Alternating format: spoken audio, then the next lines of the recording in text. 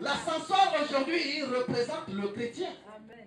C'est-à-dire le chrétien qui demeure devant la présence. Parce que dans l'arche, il y a la présence de Dieu. Donc l'ascensoir également est à côté. Donc ça veut dire que le chrétien doit demeurer dans la présence de Dieu. Et dans la présence de Dieu, tu es en train je ne sais pas si le verbe existe, tu es en train de faire ton ascensoir, je ne sais pas comment, il n'y a pas de verbe, je ne sais pas.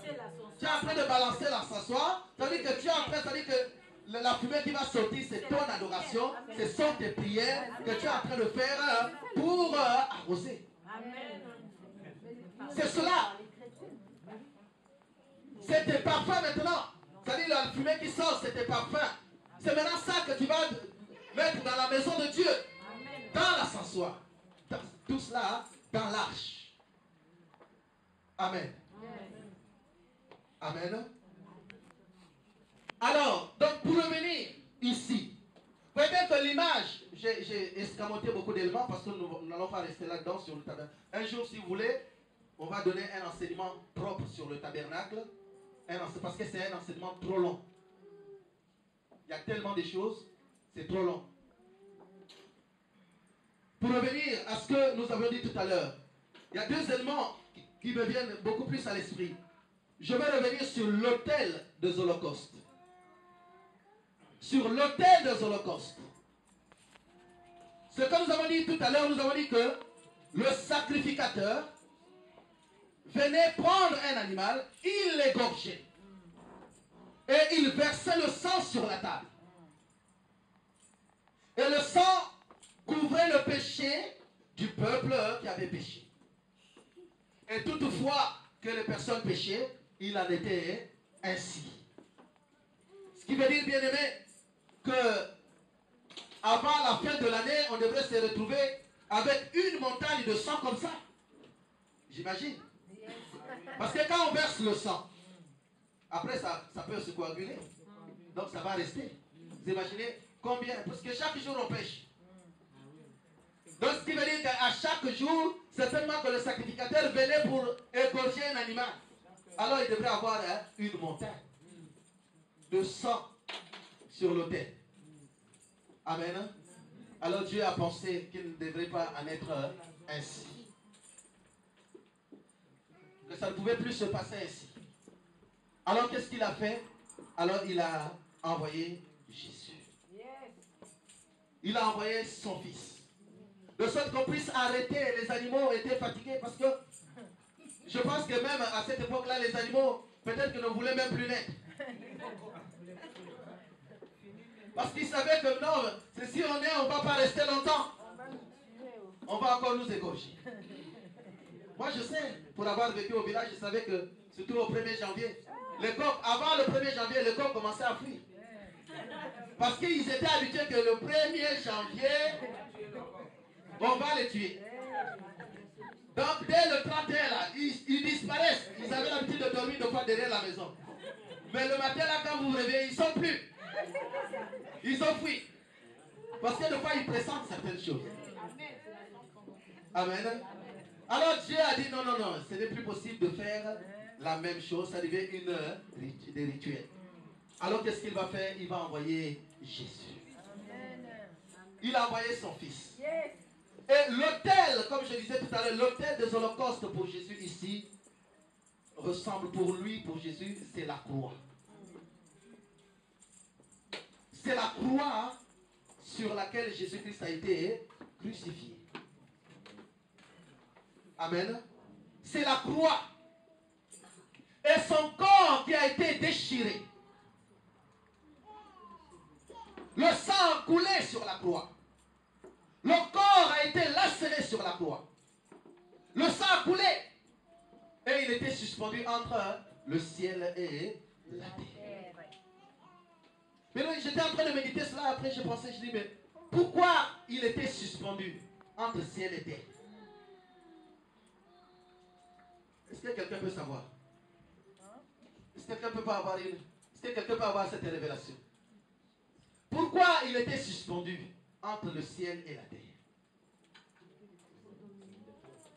Hein? Amen.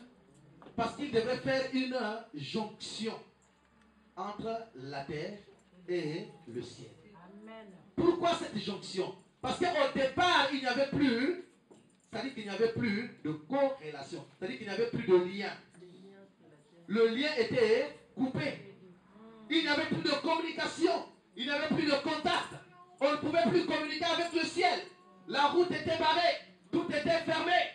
Plus personne ne pouvait communiquer avec le Père. Le péché était là. Amen. Le péché barrait la face. On ne pouvait plus parler avec Dieu. Le voile était là. On ne pouvait plus.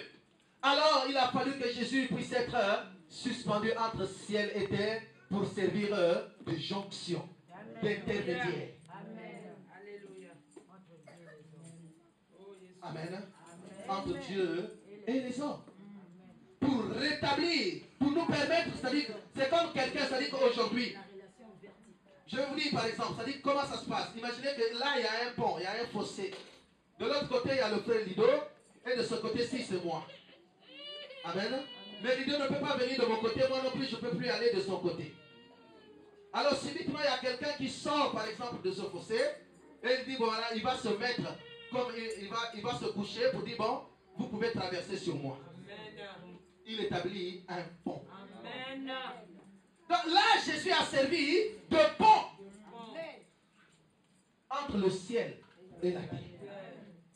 De sorte que les choses que nous avons décrites, le céleste que nous avons décrit dans le parvis extérieur, là où nous ne pouvons plus avoir accès, que nous puissions désormais y accéder. Amen.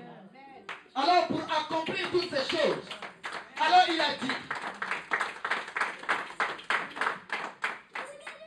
c'est à ce moment-là que ce jour-là, pour accomplir tout ce que Dieu a donné à Moïse, puisqu'il n'est pas venu pour abolir, mais il est venu pour accomplir la loi. Alors il a dit ceci. Il a dit le jour où il devrait être livré, il prit du pain. Il a pris du pain. Il a dit, ceci est mon corps qui a été brisé pour vous. Ceci est mon corps qui a été brisé pour vous. Moi j'ai toujours dit, il y a beaucoup de gens qui ne comprennent pas l'importance de la Sainte Seine. On ne peut pas être chrétien et ne pas prendre la Sainte Seine. On ne peut pas prétendre être chrétien, ne pas participer à la table, bien-aimé. Ça, c'est la table de grâce. Ça veut dire que, de la même manière comme nous avons dit ceci, pourquoi j'ai parlé, j'insiste sur le parvis extérieur, parce que sur le parvis extérieur, l'autel des holocaustes, là, nous parlons de l'autel des holocaustes, mais la Sainte Seine, nous parlons de l'autel de grâce. Est-ce que vous comprenez cela? Amen. Sur l'autel des holocaustes, on venait pour venir expier le péché. C'est-à-dire que quand quelqu'un péchait, c'est-à-dire qu'il suffisait seulement de verser le sang d'un animal, et à ce moment-là, le péché était comment? Pardonné. De la même manière, lorsque nous participons à la table de grâce, même si quelqu'un a commis quelques péchés, ça veut dire que tes péchés, quand tu prends la Sainte Seine, mais ce n'est pas pour autant dire que tu vas commettre tes péchés là-bas et viens prendre la Sainte Seine. Non, ce n'est pas ce que je veux dire. Ça veut dire que s'il y a des péchés involontaires que tu ne connais pas, et que lorsque tu participes à la table de grâce, tes péchés-là sont automatiquement. Sont automatiquement comment? Pardonner, effacer, ôter, oublier. S'il y a des maladies en toi, ces maladies-là vont faire quoi? Partir au nom de Jésus. S'il y a des choses qui sont en toi, ça va faire comment? Hein? Partir. Au nom de Jésus. Parce que ça va expier. Ça expie tout ce qui n'est pas de Dieu en toi. Voilà pourquoi il dit que, voilà pourquoi nous devrons nous examiner. Parce que le vin, c'est-à-dire le corps que nous venons manger, c'est la chair de Jésus qui a été brisée pour nos péchés. Le sang que nous buvons, c'est le sang de Jésus qui avait été versé pour nous. Or, la Bible nous dit quoi? La vie de l'âme est où? Dans le sang. Donc ça veut dire que quoi? Ça veut dire que moi, c'est comme la vie de l'âme est dans le sang. Ça veut dire que moi, quand je prends la Sainte Seine, C'est-à-dire que je bois le sang de Jésus. Jésus. Et comme je bois le sang de Jésus, donc j'ai la vie de Jésus en moi. Non, je ne sais pas si tu as compris. La vie de l'âme est dans le sang. Donc quand je prends la Sainte Seine, ça veut dire que je bois le sang de Jésus. Et comme je bois le sang de Jésus, ça veut dire que dans ce cas, j'ai la vie de Jésus en moi. Automatiquement, j'ai la vie de Jésus en moi. Alors donc, si moi j'ai la vie de Jésus en moi, qui peut me faire quoi? Rien.